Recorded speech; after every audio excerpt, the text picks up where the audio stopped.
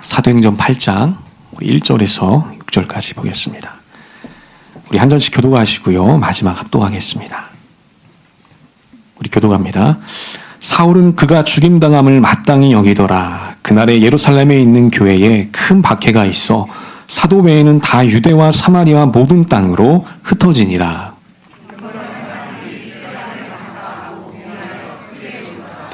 사울이 교회를 장렬할세 각 집에 들어가 남녀를 끌어다가 옥에 넘기니라.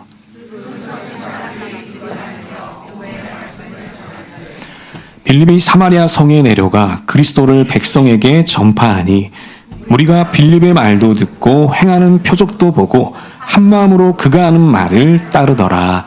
아멘. 오늘 예배 나오신 여러분 모두에게 우리 하나님의 평강과 도우심이 늘 가득하시길 우리 주님의 이름으로 간절히 축복하겠습니다. 우리 한번 고백해 보겠습니다. 하나님이 아십니다. 하나님이 이루어 가십니다. 하나님이 새 일을 행하십니다. 그렇습니다. 우리 믿음의 고백대로요, 이 시간 우리 하나님의 은혜가 우리의 심령과 예배당 가운데 충만하게 임할 줄로 믿습니다. 자, 오늘은 하나님의 시선을 따라간 사람, 하나님의 시선을 따라간 사람, 이 제목 가지고 우리 함께 말씀을 나눠보겠습니다. 자, 오늘 본문에 보면 빌립이라고 하는 사람이 등장합니다. 여러분, 이 빌립은요, 이 초대교회의 대표적인 일꾼이었습니다. 초대교회는 최초로 안수에서 7명의 집사를 선발하게 됩니다. 근데 그 중에 하나가 바로 이 빌립이었던 것입니다.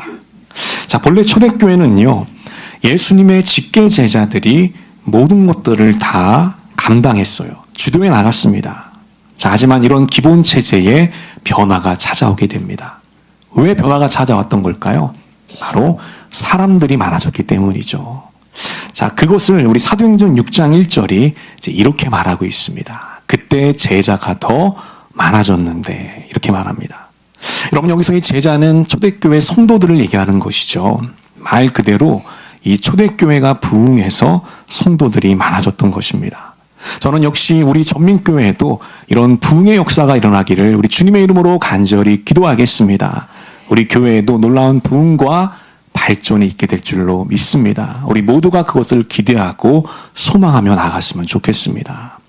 자, 이렇게 초대교회 사람들이 많아지니까요, 당연히 예수님의 그 직계 제자, 예수님의 12제자들만으로는 일손이 부족하게 됩니다. 그래서 사역에 구멍이 생기게 되고요, 여러 예기치 못했던 문제들이 발생했던 것이죠. 여러분, 그 당시 초대교회는요, 3대 사역에 집중하고 있었어요. 이게 뭐냐면 바로 이것이었습니다. 말씀 사역과 예배 사역과 구제 사역이었습니다.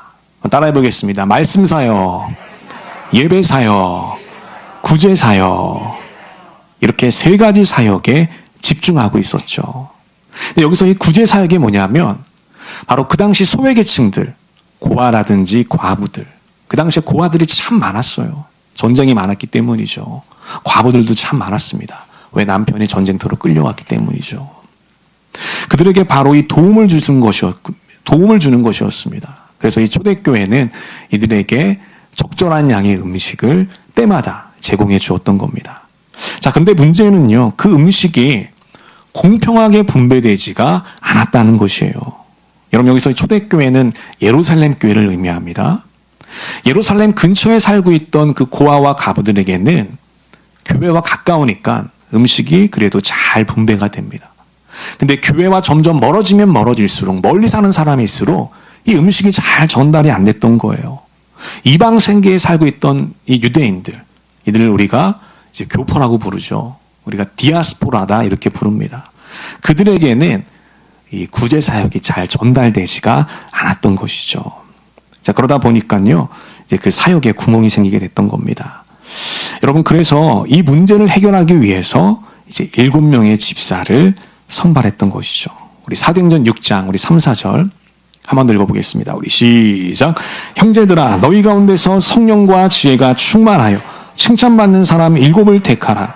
우리가 이 일을 그들에게 맡기고 우리는 오로지 기도하는 일과 말씀 사역에 힘쓰리라 하니. 아멘. 자, 이렇게 돼서 이제 이 초대교회의 질서가 잡히게 되는 것입니다. 7명의 일꾼을 뽑아서 그들에게 뭘 맡기게 되냐면 구제 사역을 맡기게 돼요. 아까 그 3대 사역 여러분 기억나시죠? 예배 사역, 말씀 사역, 구제 사역. 그 중에서 이 구제 사역을 이 선발했던 7명의 집사들에게 맡기게 돼요. 그럼 예수님의 12제자, 그 직계 제자들은 어떤 사역에 힘을 썼을까요? 말씀 사역과 예배 사역에 힘을 썼게 됐다는 것입니다. 자, 그래서 이렇게 초대교회는 영적인 사역과 행정 사역으로 나눠져서 함께 동역하며 하나님의 나라를 만들어 갔던 것입니다. 여러분, 이것은 오늘 우리도 마찬가지입니다. 우리가 교회에서 섬기고 봉사하는 것은요, 단순히 일이 아니라는 것이에요. 세상에서 말하는 자원봉사의 개념이 아니라고 하는 것입니다. 우리가 무엇인가를 섬긴다고 하는 것, 그것이 아주 작은 역할이라고 하더라도요, 그것은 하나님의 나라를 확장시키는 것이고 그리스도의 몸인 교회를 세워나가는 것이라는 거예요. 여러분, 교회는 그리스도의 몸이죠. 한번 따라해 보겠습니다. 교회는 그리스도의 몸입니다. 여러분, 몸에는 다양한 지체들이 있잖아요. 머리가 있고 몸통이 있습니다. 뿐만 아니라 팔다리가 있고요, 눈이 있고 코가 있고 입이 있습니다. 손가락이 있고 발가락이 있어요. 어디에서 어떤 역할을 하든지 다 그리스도의 몸을 이루고 있다라는 것이죠. 그래서 여러분, 우리의 사역, 우리의 역할들이 이렇게 그리스도의 몸을 이루며 하나님의 나라를 확장시켜 나가고 있는 것입니다. 여러분, 그렇기 때문에요, 우리가 이런 영적인 자부심을 가지고 우리에게 맡겨진 일들을 잘 감당하는 우리 모든 전민의 성도들이 되었으면 좋겠습니다. 여러분, 진정한 군인은 총탄이 왔다 갔다 하는, 그래서 목숨이 왔다 갔다 하는 그 전쟁터에서도 아주 담대하게 용기 있게 나가죠. 왜냐하면 자기 조국을 지킨다고 하는 자부심이 있기 때문입니다. 여러분, 우리 신앙인들도 마찬가지죠. 하나님 나라에 대한 자부심을 가지고 있어야 한다는 거예요. 그 자부심을 가지고 우리에게 맡겨진 역할과 그 헌신을, 최선을 다해야 한다는 것입니다. 저는 우리 모두가 이런 자부심을 가지고 이 빌립처럼 이렇게 쓰임받게 되는 우리 모두가 되시기를 우리 주님의 이름으로 간절히 축원하겠습니다. 그때 우리 전민교회는 더 건강하고 온전한 교회로 성장하게 될 것입니다. 변화되게 될 것입니다. 변모하게 될 것입니다. 우리 교회 가운데 그런 은혜가 있게 되시기를 주님의 이름으로 간절히 축원하겠습니다. 자, 우리가 빌립에 대해서 또 하나 살펴볼 것이 있습니다. 그것은 바로 이제 이것입니다. 빌립은 탁월한 전도자였다는 것입니다. 따라해 보겠습니다. 탁월한 전도자였습니다. 그렇습니다. 여러분, 빌립은 예수님을 증거하는 복음 전도자였다는 겁니다. 이게 빌립의 특별함입니다. 여러분, 아까 우리가 7집사를 선발했잖아요. 그 7집사를 선발한 이유가 무엇이죠? 뭘 맡기기 위해서? 구제 사역을 맡기기 위해서. 초대교회에서 있던 전반적인 행정 사역을 맡기기 위해 그 7명의 집사를 선발했던 것이죠. 근데 놀랍게도 이 빌립은요, 자기 사역에 국한된 사람이 아니었다는 거예요. 자기 사역을 스스로 확장시켜 나갑니다. 그래서 행정 사역에만 머무는 것이 아니라 사도들이 감당했던 그 영적인 사역까지도 감당하게 됐다는 것이에요. 여러분, 그 7명의 집사들 중에서 오직 2명만이 이 영적인 사역과 행정 사역을 병행했던 사람들이 있어요. 그 2명이 누굴까요? 한 명은 스데반 집사입니다. 그리고 또 한 명이 오늘 이 본문에 나오는 빌립이었던 것이죠. 그래서 이 두 사람은요, 사도행전에서 가장 길게 나타나고 있어요. 스데반의 이야기도 길게 나오죠. 오늘 빌립의 이야기도 길게 나오는 것입니다. 자, 이렇게 빌립은 전도자로서 활약하게 되는데, 여러분, 가장 중요한 것이 무엇이냐? 바로 이 빌립의 선교지라는 겁니다. 여러분, 빌립은 복음 전도자인데 어디에서 복음을 전했을까요? 어디에서 예수님을 증거했을까요? 자, 우리 사도행전 8장 5절 한번 볼까요? 다 같이 한번 읽어보겠습니다. 우리 시작. 빌립이 사마리아 성에 내려가 그리스도를 백성에게 전파하니. 아멘. 여기 보니까 빌립의 선교지가 나오죠. 어디입니까? 바로 사마리아 성이다. 사마리아 지역이었다는 겁니다. 여러분, 빌립이 왜 사마리아로 갔다는 것이 그렇게 중요한 것일까? 자, 그 이유는요, 그 당시 그 누구도 사마리아에 가지 않았기 때문이에요. 여러분, 여기서 우리가 꼭 기억해야 될 것이 있습니다. 한 가지 유념해야 될 사실이 있습니다. 자, 이 초대교회는요, 초기 때 오직 누구에게만 복음을 전했을까요? 유대인들에게만 복음을 전했어요. 자기의 동포였던 유대인들에게만 복음을 전했습니다. 여러분, 우리가 기억하고 있습니다. 예수님은 승천하실 때 제자들에게 무엇을 당부했죠? 모든 민족으로 가서 뭘 전해라? 복음을 전해라. 그게 예수님의 부탁이며 당부였습니다. 그런데 이 제자들은요, 예수님의 12 제자들은 모든 민족으로 나가지 않고 누구에게만? 오직 동포였던 유대인들에게만 복음을 전했다는 거예요. 자, 그러면 언제 본격적으로 이방인들에게 복음이 전해지게 될까요? 그때가 언제냐면 바로 예루살렘 교회가 박해를 받은 후입니다. 아주 극심한 박해를 받게 되거든요. 그래서 예루살렘에 더 이상 거주할 수가 없는 거예요. 남아있을 수가 없었습니다. 그래서 당연히 예루살렘 밖으로 이방 세계로 흩어지게 돼요. 자, 그때부터 안디옥이라는 곳에 교회를 세우고요. 이방인들에게 본격적으로 복음을 전하게 됩니다. 안디옥 교회 이전에는 이방인들에게 복음을 전한 일이 없었다는 거예요. 성경에도 그런 기록이 나타나 있지 않습니다. 자, 그런데 빌립은 그 누구도 가지 않았던, 그 누구도 생각하지 않았던 땅, 바로 이 사마리아로 내려갔다고 하는 것이에요. 여러분, 보통 사람은 자기가 가고 싶어 하는 곳으로 가게 되죠. 또 자기가 하고 싶어 하는 것을 하게 됩니다. 그게 사람의 본성이죠. 자, 하지만 빌립은요, 하나님의 시선이 있는 곳으로 나아갔다는 것이에요.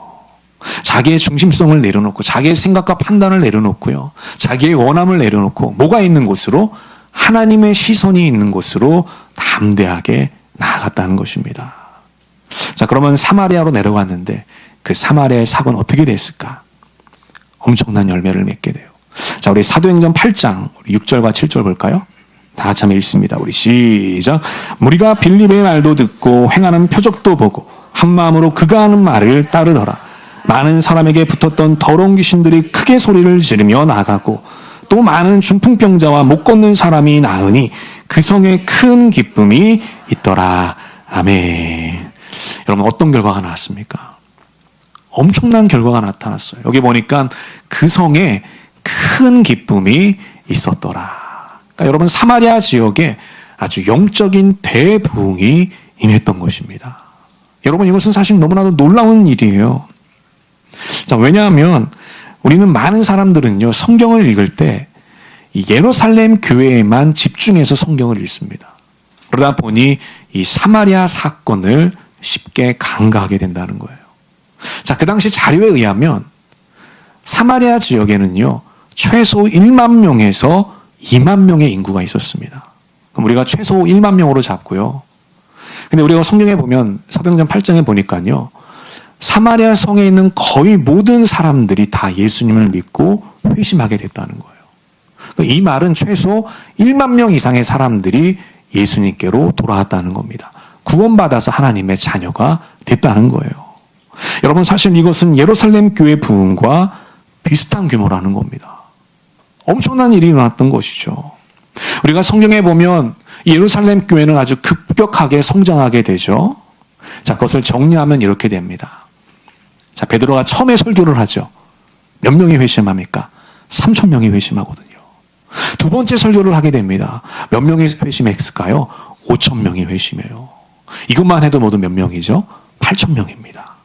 근데 성경은 뭐라고 얘기하냐면 날마다 제자의 수가 더해져 갔더라. 이렇게 돼 있어요. 그럼 우리가 추산해 볼 수 있습니다.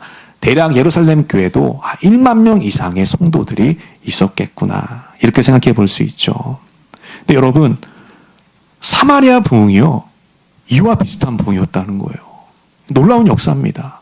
어쩌면 사마리아 인구를 우리가 2만 명으로 잡으면 예루살렘 교회 부흥보다도 더 큰 부흥의 역사가 일어났다는 거예요. 이 사마리아 지역이 아예 예수님의 도시로 완전히 바뀌어지게 됐다라고 하는 것입니다. 여러분, 누굴 통해서 그렇게 된 거예요? 바로 빌립 한 사람을 통해서 그런 역사가 나타나게 됐다는 것입니다. 여러분, 아무도 생각하지 못했던 지역인데, 그 누구도 가려고 했던 지역이 아닌데, 바로 그곳이 이 대부흥의 추수지가 되는 놀라운 기적의 역사가 일어난 장소가 되었다고 하는 것입니다. 저는 우리도 이렇게 쓰임받았으면 좋겠습니다. 우리 모두가 하나님의 계획을 이루는 거룩한 사명자들이 되었으면 좋겠습니다. 여러분, 그렇기 위해서는 우리도 이 빌립과 같은 겸손함과 깨어있음이 있어야 한다는 것이죠. 우리의 생각과 원함을 내려놓고 무엇이 있는 곳에 하나님의 시선이 있는 곳으로 나아가야 한다는 겁니다. 그런 분별력이 있어야 한다는 거예요. 그래야 우리도 사마리아로 내려갈 수가 있게 되는 것이죠. 여러분, 어쩌면 하나님의 뜻은요, 아무도 가지 않는 곳, 또 아무도 생각하지 않는 곳에 있을 수 있습니다. 우리가 깨어서 그런 곳에 관심을 가질 때 우리에게도 큰 역사가 나타나게 될 줄로 믿습니다. 우리 전민의 모든 성도들에게 그런 은혜가 있게 되시기를 우리 주님의 이름으로 간절히 축원하겠습니다. 여러분, 사마리아 부흥 이후에 또 하나 중요한 사건이 있어요. 자, 우리 사도행전 8장 26절 보겠습니다. 다 같이 한번 읽어볼게요. 우리 시작. 주의 사자가 빌립에게 말하여 이르되 일어나서 남쪽으로 향하여 예루살렘으로 가사로 내려가는 길까지 가라 하니 그 일은 광야라. 아멘. 여러분, 이게 무슨 장면이냐면요, 지금 이 빌립은 사마리아 성에서 열심히 복음을 증거하고 큰 부흥을 맛보고 있습니다. 얼마나 행복했겠습니까? 예수님을 증거하는데 많은 사람들이 주님께로 돌아오는 거예요. 너무나 감동이고 감격이고 그 기쁨의 현장이었을 겁니다. 근데 그때 주의 사자가 빌립에게 나타나서 지시하는 장면이에요. 뭐라고 지시하냐면 어디로 향해 내려가라? 남쪽으로 내려가라. 이렇게 얘기한다는 것이죠. 자, 예루살렘에서 가사로 내려가라. 이렇게 주의 사자가 지시했다고 하는 거예요. 여러분, 그래서 지도를 보면 이렇게 됩니다. 이게 주의 사자가 명하는 곳이죠. 여러분, 저 사마리아에 있잖아요. 사마리아에서 가사까지 가려면 저 루트를 통해야 되는 것이죠. 먼저 사마리아에서 예루살렘까지 와야 되죠. 몇 킬로입니까? 68킬로죠. 또 이 예루살렘에서 가사까지 가야 되는데 몇 킬로? 80킬로입니다. 그럼 도합로도 몇 킬로죠? 148킬로입니다. 한 150km 정도 되는 것이죠. 여러분, 굉장히 긴 거리입니다. 하루에 30km씩 걸어도요, 적어도 5일은 가야 되는 거리예요. 근데 지금 여러분, 대붕이 일어나서 사역을 잘하고 있는데 갑자기 힘든 부르심을 받게 된 거예요. 자, 하지만 빌립은 역시 하나님의 시선이 있는 곳으로 따라가게 돼요. 자기의 행복, 자기의 기쁨, 얼마나 좋습니까? 그 사역을 내려놓고 한 번 더 하나님의 시선이 있는 곳으로, 그 새로운 부르심이 있는 곳으로 빌립은 나아가게 됩니다. 자, 그래서 이제 빌립은 주저앉고 순종하게 되는데 힘들게 가사까지 가게 됩니다. 자, 거기서 누굴 만나게 되느냐? 바로 이 에티오피아 여왕의 참모를 만나게 됩니다. 자, 그 참모가 누구였냐면 바로 그 국고의 재정을 담당했던 재무관을 만나게 돼요. 그가 그 가마에서 성경을 읽고 있었던 거예요. 근데 그 성경이 이사야서 성경을 읽고 있었습니다. 성경을 읽으면서 궁금한 것들이 너무 많았던 거예요. 그래서 이거를 과연 나에게 누가 풀어줄까? 나에게 이 성경을 가르쳐줄 사람이 누가 있을까? 이런 고민을 하던 차에 하나님이 누구를 보냈다는 거예요? 빌립을 보내셨다는 것이죠. 그래서 빌립이 그 재무관을 만나게 되고 그 재무관에게 이사야서의 말씀, 하나님의 진리의 말씀을 풀어 설명해 주게 됩니다. 여러분, 그래서 놀랍게도요, 그 재무관이 이 빌립의 복음을 듣고 예수님을 만나게 돼요. 예수님을 믿고 회심하게 됩니다. 우리 그 장면 사도행전 8장 38절인데 다 같이 한번 읽어보겠습니다. 우리 시작. 빌립은 마차를 세우게 하고 내시와 함께 물로 내려가서 그에게 세례를 주었다. 아멘. 이렇게 세례를 받고 하나님의 백성이 됩니다. 여러분, 이렇게 빌립은 가장 영향력이 있던 한 사람을 예수님의 제자로 만들게 되었던 것이죠. 여러분, 여기 보면 이제 성경에 보면은 에티오피라고 나오는데요. 우리가 더 정확하게 말하면 그 아프리카 북동쪽에 있는 이 쿠시 왕조를 얘기하는 겁니다. 여러분, 우리가 역사를 공부하다 보면, 특히 로마 제국을 공부하다 보면 이 쿠시 왕조를 만나게 되는데, 여러분, 이 쿠시 왕조는 작은 나라였지만 정말 강력한 나라였어요. 그래서 이 로마 제국도 쿠시 왕조를 굴복시키지를 못합니다. 그래서 나중에는 평화협정을 맺게 돼요. 그 정도로 강력한 나라였어요. 근데 바로 그런 나라의 재무관을 빌립이 회심을 시켰던 것이죠. 자, 그러면 여기서 우리는 궁금증이 생깁니다. 그 재무관은 이제 예수님을 믿고 자기 나라로 돌아갔겠죠. 여러분 돌아가서 그 재무관은 어떻게 생활했을까요? 자기 혼자 신앙생활했을까요? 아니면 주변에 있는 사람들에게 복음을 전했을까요? 당연히 주변에 있는 사람들에게도 복음을 전하게 돼요. 여러분 재무관이니까요. 얼마나 고위 공직자였겠습니까? 그럼 주변에 있는 사람들 다 누구겠어요? 고위 관료이게 됩니다. 자, 그들에게 끊임없이 복음을 전하게 되고요. 결국에는 놀라운 열매를 맺게 돼요. AD 330년경에 에디오피아는요, 기독교를 국교로 선포하게 됩니다. 놀라운 역사가 일어나게 된 것이죠. 여러분, 본래 에디오피아는요, 다신교 사회였어요. 여러 우상들을 섬기는 그런 나라였습니다.